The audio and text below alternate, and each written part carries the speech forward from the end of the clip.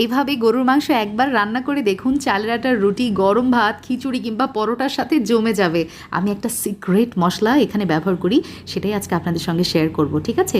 গরুর মাংস 2 কেজি, সাথে পেঁয়াজ 2 কাপ, লাল মরিচের গুঁড়া 1.5 টেবিল চামচ, লবণ 2 চা চামচ, হলুদের গুঁড়া, জিরা গুঁড়া, ধনিয়া গুঁড়া 1 টেবিল চামচ করে, সরিষার তেল দিয়ে দিলাম 1/4 কাপ, আদা রসুন বাটা মিলিয়ে 2 টেবিল চামচ। হাতে মেখে আজকের এই গরু মাংস রান্না করছি। দারচিনি, সাদা এলাচ, কালো এলাচ, লং, গোলমরিচ আর জয়ত্রী সামান্য করে একটু টেলে নিয়ে ব্লেন্ডারে ব্লেন্ড করে নিয়েছি।